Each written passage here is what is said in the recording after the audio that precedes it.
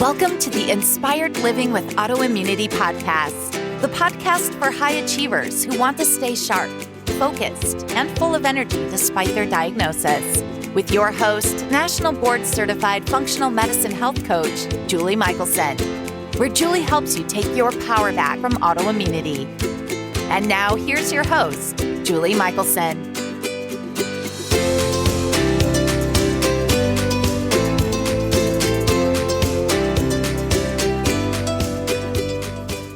Welcome back to Inspired Living with Autoimmunity. I'm your host, Julie Michelson. In today's episode, we have something amazing for you. Our guest today is Dr. Carol Lourie. Carol has over 3 decades of clinical experience as a naturopath, acupuncturist, and homeopath. She's an expert in complex and chronic disease in women's health. She specifically focuses on breast cancer, fertility for older women, and autoimmunity. Today, we dive into the connection between autoimmunity and breast cancer as metabolic disorders. Carol explains what an integrative approach to care is, and we discuss the important role mindset plays in healing. Dr. Lourie, thank you so much for joining us today. I'm so excited that you're with us to help everybody connect the dots between inflammation and autoimmunity and how, if left unattended, that leads to breast cancer. I know you work in all of those areas. So welcome. Thank you for being here. I'm so excited to be here. Thank you so much for having me. My pleasure. So let's dive right into this idea of how does chronic inflammation or autoimmunity contribute to breast cancer? Well, there is the emotional component. Notice I'm starting with that. And then there is the biochemical or metabolic component. And we can measure really both of them, but we measure them a little bit different. The emotional component, and I'll start out with that first, because I think there is an emotional component to all illness, no matter what it is. All chronic illness has an emotional component. You can't be satisfied and engaged and happy in your life and end up with an illness unless you've been exposed to radiation in a horrible accident or such as Chernobyl or something. So I think what happens with the emotional component is we're like frogs in warm water. We adjust very gradually to things that don't work. And those little things where you think, oh, it's not a big deal. This is, I don't really like this. I don't want to do this, but I'm going to do it anyway. So we're adjusting and we're adjusting and we're adjusting. And then all of a sudden, it's like you hit a brick wall and you go, I can't adjust anymore. And then you become physically ill. Now, the physical component of it, or the metabolic or the functional medicine part of it, is that the good news is we can measure inflammation. We measure inflammation with blood work. There's IL-6, IL-8 with, breast cancer. There's more standard measurements of SED rate and C-reactive protein, ESR. We have measurements for all of your biochemical inflammation. And when I first start working with someone, I want those baseline measurements. I do too. Yes, absolutely. And then the good news is, as we put you on your protocol and we attend to the 6 steps, what I call my 6 steps of integrative healing, no matter what your illness is, there always is 6 steps. We can then retest in 3 to 6 months and we can see how these numbers go down. And that's a very empowering moment for women, because so often, the person you're working with, whether it's a functional medicine doctor or a health coach or whoever, we ask you to change how you're eating, adopt your lifestyle to a healthier version, begin to have some fun in your life, cut out certain foods that, that are part of the standard American diet. And then let's not forget, take a whole bunch of supplements. And you're thinking, okay, I'm doing all this. It's expensive, quote unquote. We'll talk about that in a minute.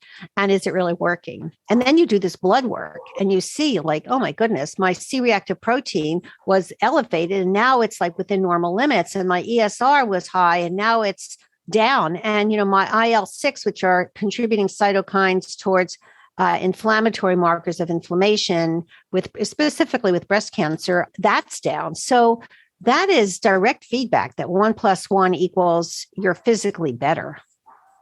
Absolutely. And it is so much fun to see those markers start to correct. And as you said, so empowering and motivating. Sometimes we don't feel the changes and the improvements. It's slow. I tell people, it took years to get sick. It's going to take a while to reach full wellness. And so I totally agree. Having those markers is really satisfying because, it keeps people going and they know what they're doing is really making a difference.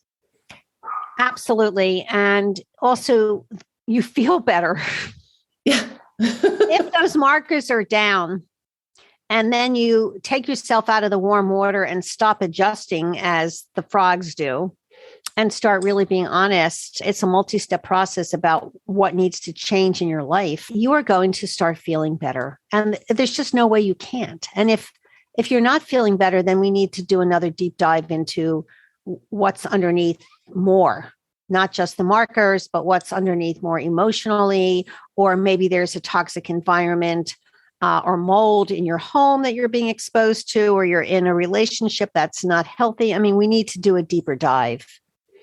Absolutely. I love how aligned our approaches are. We know what works. And as you said, it doesn't really matter if it's autoimmunity, breast cancer, these certain, I call them pillars, your 6 steps, these are the things that we know work. And I take the very same approach as, if the needle's not moving like we expect it to, it's time to dig deeper. Right. Now, I want to say that autoimmunity and breast cancer are 2 peas in a pod. If you have breast cancer, and that's one of the areas I specialize in, you have to have autoimmunity because you're inflamed, right? Your body is not doing well. And with autoimmunity and with breast cancer, I have a more feminine approach. It's not a war. You're not attacking your cancer. It's not something to conquer or kill, because those words are inflammatory in themselves. Just saying them creates trauma. And we want a more feminine approach, which is autoimmunity or breast cancer is part of who you are. And we need to become quiet and begin to have a conversation with the part of you that's inflamed, your breast, your thyroid, whatever, and begin to find out what the messages are from that part of your body that contributed. Notice it's not your fault. There's no shame. It's autoimmunity and cancer are very complex illnesses. And as you said, don't develop overnight.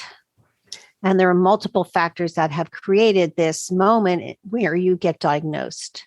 So it takes a while to get diagnosed, for the symptoms to appear, that you actually go to the doctor and get diagnosed. And it's going to take a while to unravel all those messages. And I need to circle back to what you said, because you're so speaking my language, both with autoimmunity and cancer. There is this tendency at one point or another to feel like we're being betrayed by our bodies. And it creates this separation and like you said, those negative words, the negative thoughts, and we can't heal until we realize, I am my body is me. We're on the same team. And I love what you said. I say it all the time. It's our body trying to give us information. The symptoms are information. And once we approach it in that feminine, gentle way, even for you men out there, that's when true healing really can begin. So that leads me, I've heard you talk about before, and this is the perfect setup to go right into, because you already touched on it, this mindset. And how does mindset really impact treatment outcomes? I encourage women to, we go down a path, and we want to get, like, there's the bell curve. We want to be outside of the box of the bell curve, because the bell curve is like this.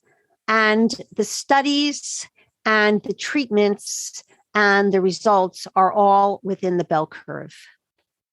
And when you add integrative care and integrative protocols and what I call developed mindset, you're out of that box, and you're in a good way out of that box. So I want to just go back a little bit and talk about the messaging that we as women, and if men are here, it applies to you too, get from American advertising. Please. It's so unconscious because we've all grown up with television. We all watch TV and we're exposed to this. This is how we think about health. So I have two particular ads that really drive me crazy. One is a woman, she has bipolar disorder. So there's a open image of the house. The house is, quote, a mess. Dishes in the sink, laundry, the beds aren't made. And I'm like looking at the TV thinking, why is this the woman's problem or responsibility? Number one, right? She's sitting there. She's obviously depressed. I'm thinking, where is her partner, whether it's a man or a woman? Why isn't somebody helping her? And then she takes this medication. And the next thing you know, she's folding the laundry and there's no dishes in the sink. And I'm like yelling at the TV, why isn't somebody helping her? Why is she doing this by herself? That's ad number one. Ad number two is a woman is depressed. And I'm thinking, why isn't the man depressed? And then the next thing you know, she takes a pill and they're outside having a picnic lunch, which she's serving. And I'm screaming at the TV, why is the partner not helping her? And why is she doing the serving? Why isn't she sitting there being helped? So look at the messaging here. There's a problem. You take a pill, you're going to get better. There's no conversation about process of healing. And that's what you and I do in our work. Healing is a process. So we have to, when you develop the right mindset, you have to like go uphill to take those little messagings out of your brain. And that messaging can create a very negative voice inside of your head. For example, and I've heard this from women, lots of women. Oh, it's taking too long. Oh, I notice this phrase, I have to, or I can't eat XYZ, or I have to take my pills. So that's a victim approach towards your illness. Yes. If you're doing it because I'm telling you or somebody else is telling you, you're not going to, you're going to be at a party, there's going to be a pizza or some horrible sugar cake, which nobody should be eating, no matter what your illness is. And that doesn't mean you don't have treats. I can talk about that in another moment. But you're going to say, oh, forget it. I'm just going to eat this. It's fine. Well, the reality of it is it's not fine. Autoimmunity and especially cancer are metabolic diseases. And when you eat sugar, you're giving the cancer gas tank food and energy and gas for it to take off and run away. Cancer is a metabolic disease. The good news Can you say that again? I want the listeners to hear that one more time. Cancer is a metabolic disease. That means there are processes in your body which provide the cancer gas tank with fuel. And that also means on the other side of that you have the power to stop feeding that cancer gas tank. And what you eat and the supplements you take make a huge difference in whether you have a pro-cancer environment, a body that supports cancer, or a body where the cancer goes, ugh, it's horrible here. I am not able to grow and I'm just going to die. That is an empowered approach towards cancer or towards any illness. And there's no ads on television for this. Absolutely. And it is power. I say to, although I specialize in autoimmunity, I also do have clients with cancer. And that in the beginning, before they are empowered, when they're learning and trying, that like, I had one client say to me, well, I only ate half the bun. And I thought, well, you might as well have had the whole bun because you fed the cancer. So, once they get it and they own it and they, again, see those markers come down and realize that I didn't even know I was so fatigued. I didn't know I was in pain. Yeah. I didn't, all these things I've been ignoring and pushing through. Oh my gosh, if people don't get anything else out of all of the amazing nuggets so far today, is that, these illnesses are metabolic and therefore we can change them. Absolutely. You have a lot of power and you have a lot of control. And cancer are cells that have decided to stop paying attention to the rules of stop and go. When we get in our car, we see a red light, we all stop. That's what we do as a society. We stop at a stop sign, we merge. Cancer cells have said, forget it. I'm not doing that. I'm just going to keep going. And the other thing about cancer cells is not only do they not pay attention to the rules, but then they think that they have the audacity to call the next door neighbors and to call the neighbors in the other town and say, hey guys, I stopped paying attention to the rules. I want you to join me too. That's called cell signaling and metastasis and, cancer growth. So you make your body inhospitable to cancer, and they don't have the ability to call the neighbors more or less the next town over. I know those are very simplified examples of complicated metabolic processes, but we all need to develop images in our brain so that when you see this bun or this cake and you realize it's made with white flour and lots of sugar, first of all, what brought you to that moment where you think that it's okay to eat that for your health and for your optimal self? Are you hungry? Maybe like one of the things that I work with people is like, maybe you shouldn't leave the home without an apple. Yes. Or, a little bit of a smoothie in, a little container. I mean, we have so many options of schlepping stuff with us these days that make it really easy. Or I used to be a pastry chef. I've converted a lot of my regular, recipes into gluten-free and extremely, if not zero sugar. Maybe you need to learn how to bake, and you bake once a week or once every 2 weeks, and you put stuff in the freezer. If you know that you're going to be having a gathering with your friends and everybody is eating their XYZ white flour sugar thing, why should you sit there and not eat something? Bring something for yourself. Absolutely. And you know what's going to happen? Everybody's going to want. They want yours always. I joke all the time. That's my test is, if everything that I make, I give to my friends who, really don't, they're still full, like standard American diet, if you can even call it that. And never has anybody said that's too healthy or that's too. Oh, anything. Tastes horrible. I'm not eating this. Yeah. No, tastes horrible. It. I'm not eating. Right. Yeah. They don't even know, like the first time I did like chips and guac, and they had no idea that they were eating cassava chips and not corn chips. Like they really didn't even know. Right. So it is true. And it is a big challenge in the beginning. It's an opportunity to relearn. And just like with the messaging you were talking about before, right? We have, most of us, decades of messages that we need to get rid of and replace. And it's the same with our food patterns. And it gets easier and easier and easier over time. I like to say that when we have a habit and we've decided intellectually to change it, like whether it's how you eat or how you talk to yourself, it takes energy to pick that habit up because that path is very well worn and you're creating a new path. So that takes a lot of energy to pick it up, move it over to a new path and start down that path. It takes a lot of energy and you have to be prepared, because if you're not prepared, the next thing you know, you're eating the muffin.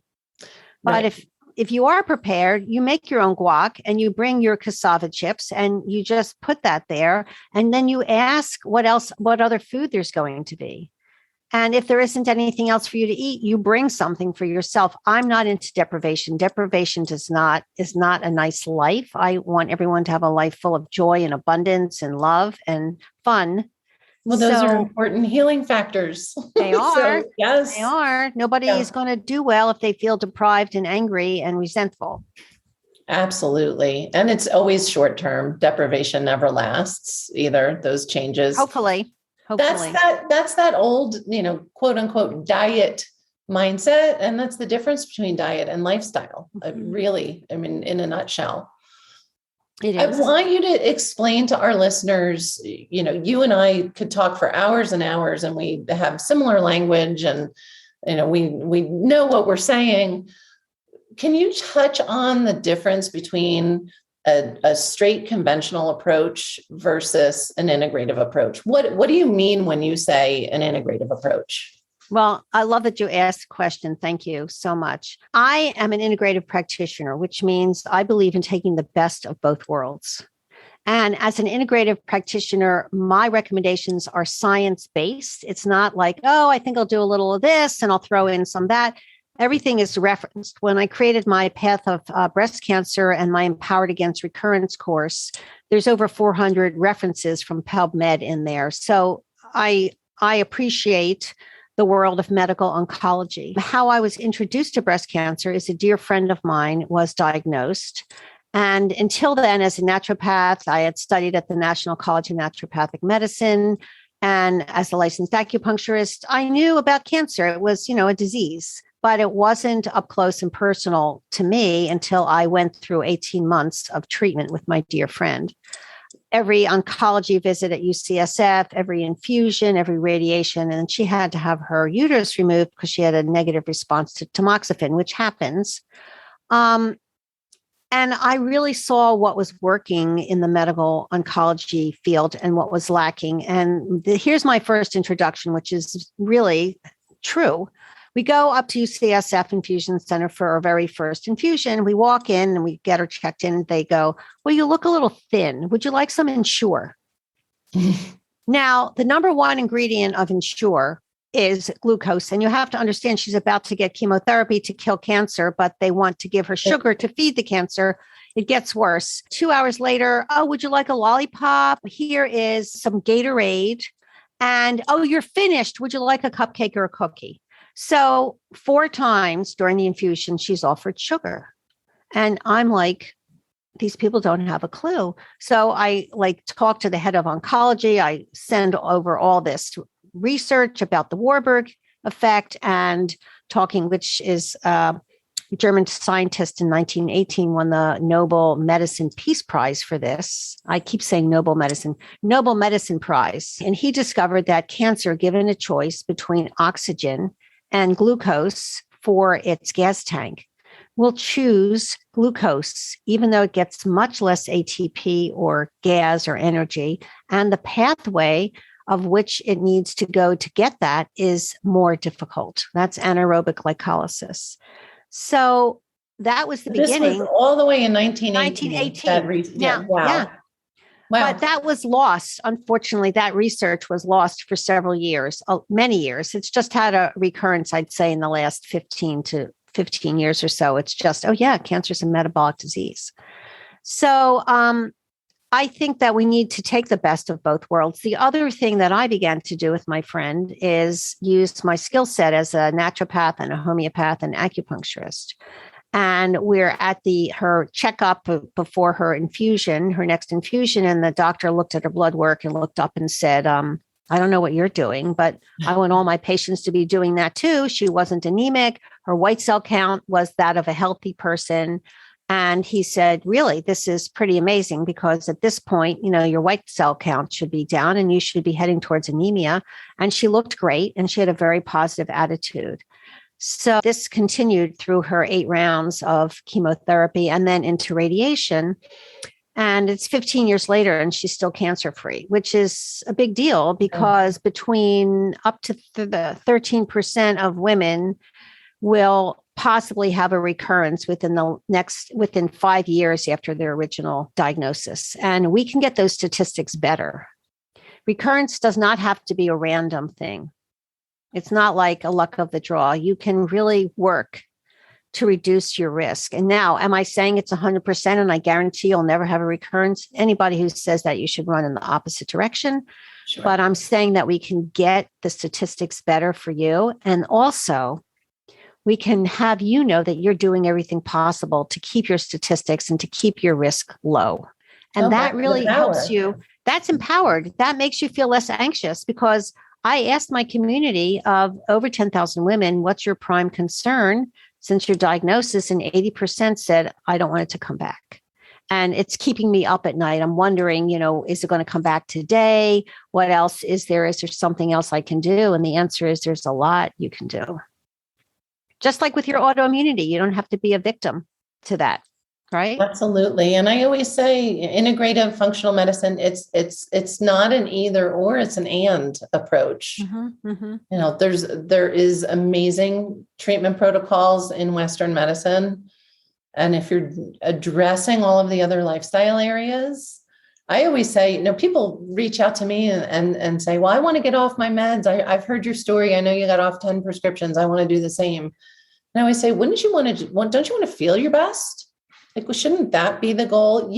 I know when we're doing it right, eventually, especially with autoimmunity, they don't need those meds, or, they maybe less. Sometimes, we can go down from 10 to 3 and you can be taking a very small dose. That's fine. It's not black and white. Yeah. No. And I take thyroid hormone. I don't look at that as a loss. I look at this as, I went from being, trying to be convinced to get a handicap placard to you just got to see where I live, taking care of horses on 10 acres. I never thought I would do that.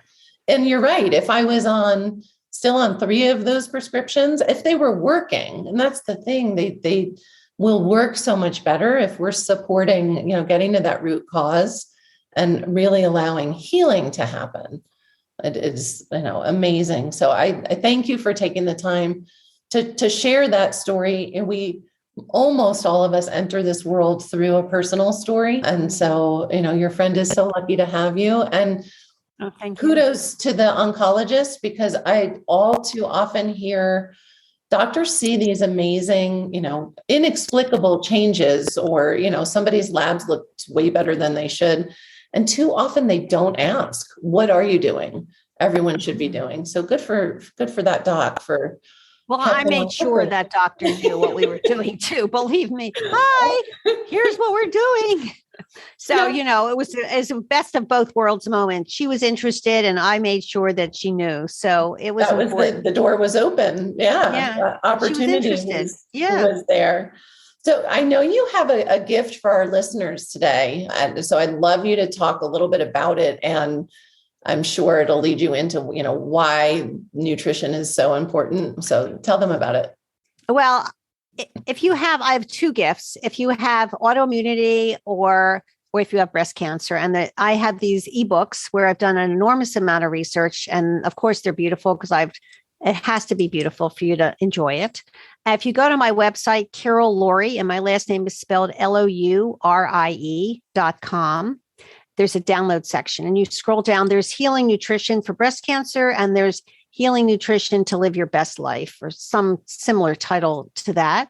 And whether you have autoimmunity or if you have breast cancer or somebody who has breast cancer, those are free downloads for you. And if you want to reach me, I have a contact me option on my website, and I respond personally to every email that I get. And I'm launching my Empowered Against Recurrence online group coaching program, and where you get 6 weeks with me. We meet in a group of women and it's really enjoyable. And we go through my 6 steps of nutrition, supplement, emotions, lifestyle, monitoring your health, and then specifically for breast cancer, reducing the side effects of tamoxifen and aromatase inhibitors. And that's 6 weeks. And that's at a very special price, which it's not going to stay that way past this year. So if you're interested, I encourage you to go there and maybe sign up for one of my free webinars. Amazing. And all of those links will be in the show notes. And I have to say, I went through, I'm going to add, you said, for breast cancer and for autoimmunity, really for anybody looking at those recipes. And people ask me all the time about juicing and smoothies. And often I discourage people because it's so difficult to find recipes that taste good, that aren't loaded with sugars. And I cannot wait to make some of the recipes that I found in your ebooks. So I would say they're just for great health for anybody. I mean, they're amazing. Yeah. And I know most especially based on, to specifically heal the autoimmunity and the breast cancer. Yeah, absolutely. It's it's autoimmunity, breast cancer, and good health. I mean, the thing about cooking and eating this way is it has to work for you, but you can be making one meal for yourself and the rest for your family. That's called how to get exhausted and resentful. Yes. I mean, this is a way we all as Americans should be eating. The standard American diet quadruples the cancer rate. That's a fact. Say that one again too, please. The standard American diet quadruples the cancer rate, not just breast cancer rate across the board. And it increases cardiovascular disease, obesity, and hypertension. And I'll add autoimmunity. Absolutely. So we all need to move away. Divorce is a better word, the standard American diet. And then people say to me, well, what kind of way should I be eating now? For autoimmunity and breast cancer, the research has shown that the modified Mediterranean diet is the healthiest. If you have brain cancer, you want to be eating the keto diet because that's been also research proven. So colon cancer, also the Mediterranean diet. Autoimmunity, obesity, hypertension, high cholesterol, cardiovascular disease, the Mediterranean diet. 25 years, thousands and thousands of women, they have proven this across the board. That Mediterranean diet is vegetable-centric, essential fatty acids from olive oil, virgin olive oil, not too many carbs, low sugar, and a little bit of wine. And I love she's looking at my Dry Farm Wine t-shirt, guys. I love that you really explained proportions because it's so important. If you look at what's included in a Mediterranean diet, and you're not paying attention to that it's vegetable centric. I have been keto for about 7 years now. Right. And my diet is vegetable centric. I eat 9 cups of, mixed veggies a day. That's beautiful. So any approach you take needs to be vegetable centric. And then you're playing with quantities so for me, it would be identical. I don't do the grains because they don't treat me well. That's the only reason. Right. You have to individualize the plan. Notice I said modified for some people. And also I believe in gluten-free grains. So kamut and couscous is not gluten-free, right? Kamut and quinoa and a little bit of wild rice, but those are carbs, even though they're gluten-free, and teff has a very high protein content. Yes. But so, like a quarter cup, and you don't have to eat that every day. The rest is like beautiful vegetables, and we're getting into the fall now. So instead of salads or some salads, but root vegetables that are baked with olive oil and rosemary and garlic. Ooh, and then a little bit of, I know, a little bit of delicious protein that's been slow cooked and, in the oven. I mean, it's not a difficult way of eating, and it doesn't take a long time, and you can batch cook and then freeze stuff in glass. Absolutely. That's what I do all the time. And I love, taking people who don't cook at all. And again, it sounds overwhelming in the beginning. What do you mean I have to cook all the time? But that's it. There's tips and tricks. You don't have to cook every day. You don't have to cook all the time. And you can have real food and instead of what is passed for food in the standard American diet. Yeah. If you're opening up a bag of vegetables and putting them in the microwave, by the time you eat them, there's nothing. You're eating like a piece of paper.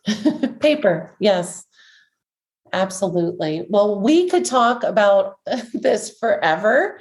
But before we say goodbye, can you give our listeners, what is one simple tip, one action step that they can take today to start to improve their health? Open up your pantry and take everything out in a box. Read the labels. If there's a red dye number, blah, blah, or a yellow dye or a blue dye or some long word that you don't know what it means, or if it starts with ingredients, cane sugar, glucose, fructose, that's not a healthy item for you. Beautiful. Give it to the Goodwill pantry. Pass it on to the pantry. It's a great step. Read those labels. I promise if you're not already a label reader, you will be shocked. Oh. It is much more difficult. My daughter had said to me, this was a huge win as a mom. My daughter was in high school and the kids went to the grocery store at lunch.